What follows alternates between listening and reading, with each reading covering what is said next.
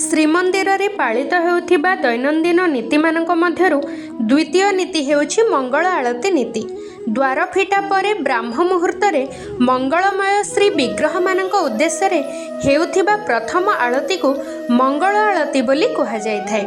କର୍ପୂର ଆଳତି ଓ ବତୀରେ ଦୀପ ଜଳାଇ ଏହି ଆଳତି କରାଯାଏ।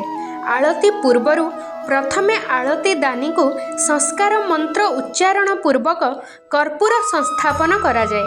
ତତ୍ପରେ ଶ୍ରୀ ବିଗ୍ରହମାନଙ୍କର ଯଥାକ୍ରମେ ଶ୍ରୀ ବଳଭଦ୍ର, ଶ୍ରୀ ଜଗନ୍ନାଥ, ଦେବୀ ସୁଭଦ୍ରା ଓ ଶ୍ରୀ ସୁଦର୍ଶନଙ୍କର ଆଳତି ହୋଇଥାଏ।